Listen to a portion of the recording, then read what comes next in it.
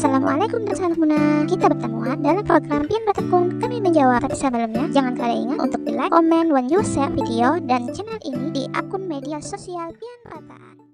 Selamat berisukan sanak-sanak muna sabarataan. Kayak apa kabar puasa Pian hari ini? Mudahan tetap semangat, wan juga tetap istiqomah menjalankan perintah agama. Nah, hari ini ulun hendak membahas tentang apa yulah? Tentang kesetaraan gender. Mbak, apa pulang itulah? Ulun yakin pang, bubuhan pian nih ada nang sapalihan mendengar istilah ini. Ada juga nang belum pernah mendengar. Nah, daripada ulun kebanyakan berpander, langsung aja kita bertakun lawan sidin ini. Tapi sebelumnya, ulun hendak mengenalkan dulu. Nama sidin nih Ibu Fauziah SHUT. Nah, sidin ini aktivis muslimah. Jadi Bu Fauziah, ulun hendak bertakun apa gerang kesetaraan gender tuh, Bu? Istilah kesetaraan gender lahir dari sistem kapitalis sekuler memandang masalah yang terjadi pada perempuan. Lahirlah isme baru yaitu feminisme yang memandang bahwa perempuan harus setara dengan laki-laki karena menganggap perempuan tidak mendapatkan haknya dan cenderung dinomorduakan dibandingkan laki-laki. Ubuy, jadi itulah maksud dari kesetaraan gender tadi. Babinian itu harus sama lawan lalakian. Soalnya babinian ini dinomorduakan terus. Nah, pertanyaan selanjutnya, Bu Ai, kayak apa Islam itu memandang tentang kesetaraan gender ini? Lawan juga kayak apa gerang penyelesaian supaya tidak ketimpangan antara lalakian lawan babinian?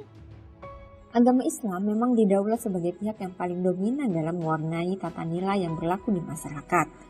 Misal, adanya kewajiban meminta izin pada suami, keharusan adanya mahram saat safar lebih dari 1 hari, dilarangnya poliandri saat laki-laki dibolehkan untuk poligami, ya. Semua itu dianggap menghambat kebebasan yang seolah menjadi pangkal seluruh permasalahan perempuan. Akhirnya, agama Islam kerap dituding diskriminasi terhadap perempuan.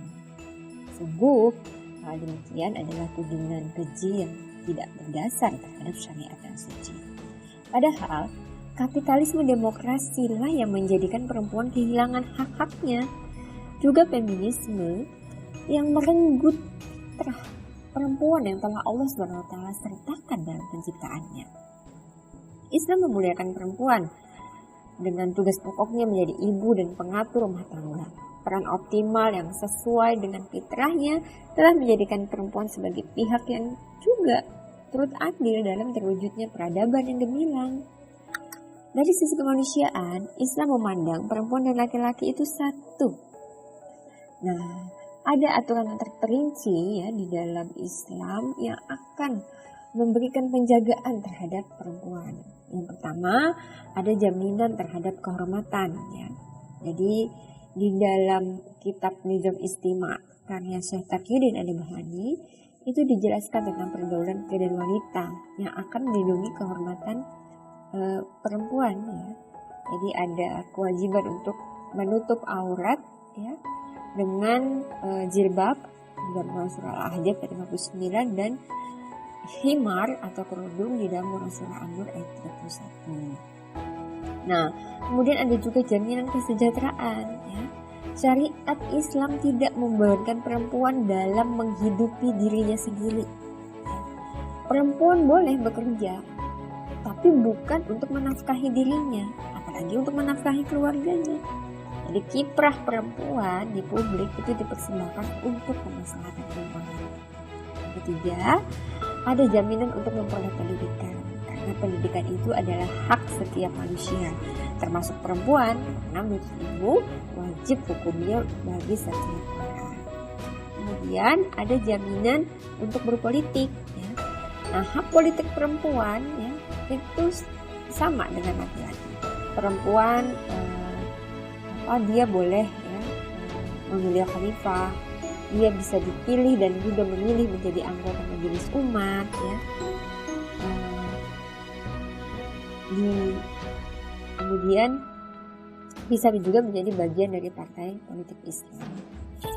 Nah, kemudian yang kelima ada jaminan untuk melangsungkan keturunan.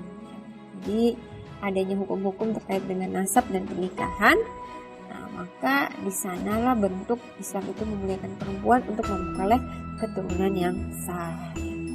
Nah, jaminan juga ketika perempuan berada di ruang publik ya. Nah, adanya penjagaan keamanan ya. Jadi salah satunya di bidang peradilan. Terus yang harus kita juga pahami ya, aturan Islam yang tadi yang sebegitu terperinci tadi tidak mungkin bisa diterapkan dengan optimal tanpa peran negara. Negara wajib menjaga masyarakatnya dari berbagai macam bahaya, termasuk serangan budaya. Jangan sampai perempuan ini mengikuti budaya kufur yang akan menghilangkan kehormatannya. Insya Allah, dengan diterapkan di syariat Islam secara kafah akan menghantarkan perempuan pada kemuliaannya dan terciptanya generasi yang istimewa, pembangun peradaban yang mulia. Masya Allah, makanya itu sekalinya sama kai Islam itu mengatur babinian ini. Mendengar kalau jaksidin tadi, babinian nih mulia lamunnya syariat Islam kafah nih yang dipakai dalam kehidupan umat manusia. Nah, pertanyaan ulun, kalau pian pang kayak kapan dapat pian? Langsung aja tulis komen pian di bawah ini lah. Wassalamualaikum warahmatullahi wabarakatuh.